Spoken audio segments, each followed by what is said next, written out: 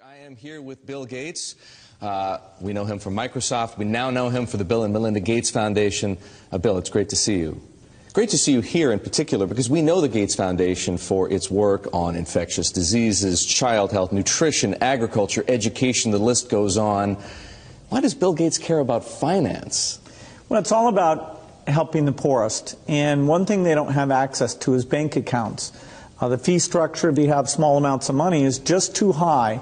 And we got involved in some traditional microlending, but just didn't see how that could scale up and get inexpensive enough. So now we're involved in trying to make sure we get a very efficient digital payment structure set up for all the poorest in the world to get financial products that work for them. What are you doing? The idea is that typically through the cell phone, you should be able to send money to your relatives. You should be able to track the money that's coming in, set aside money to buy seeds the next year. And there are countries where this is beginning to take off.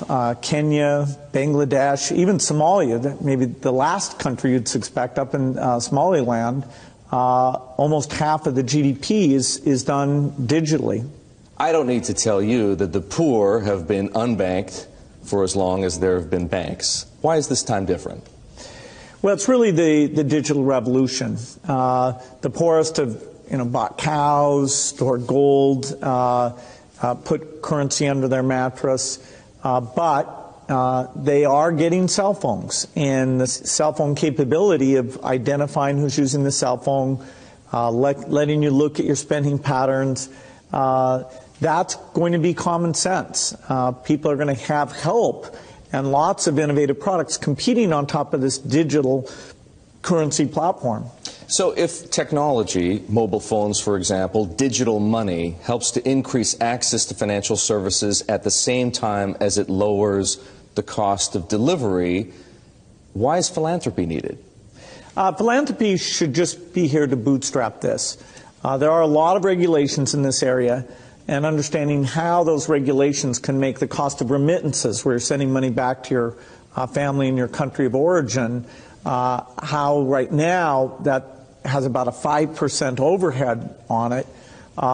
We think we have a role to make sure that, particularly for the smaller transactions, the regulations don't impose those very high costs. Once this gets going, then we'll step up to the applications and say, okay, how does a savings application help the mother make sure money's focused on the kids? How does it help them stay in school, set money aside for the uniform or for good future planning? Some of what you just described, the need to move money from place to place, the cost of doing so, the overhead, as you put it, makes me think, believe it or not, of Bitcoin, because some people have said, hey, Bitcoin is the answer to those problems. Are you a believer? Well, Bitcoin is exciting because it shows how cheap it can be. Bitcoin is better than currency in that you don't have to be physically in the same place. And, of course, for large transactions, currency can get pretty inconvenient.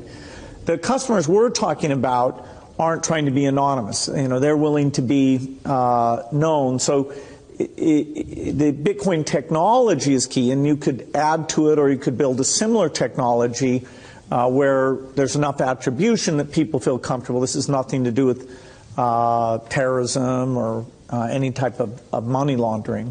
What kinds of people or private enterprises right now are helping to solve the same problems you're interested in? Well, in some countries, the mobile companies have been fantastic. In a few other companies, it's been the banks. In some countries, it's a startup company that's neither a bank nor a mobile company. In Bangladesh, the bKash offering runs across any phone, and they've gotten the regulations so that they have a product that we think will get very, very pervasive. So entrepreneurs are there.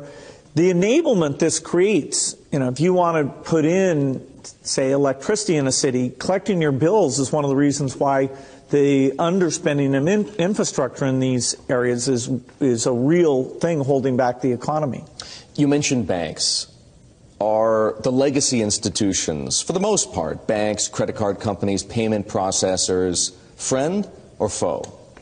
Many of them want to have these additional customers, but they have to embrace the idea that the fees are going to be a lot lower. And so they have to find a way to service these new customers. Now, that means these customers aren't going to be coming into their branches, and they can charge a higher fee when you want to actually cash out. But if it's a pure digital transaction, then, you should be paying, less than 1% to move that money from you to a merchant or from you to a friend, even with meeting all the regulatory requirements.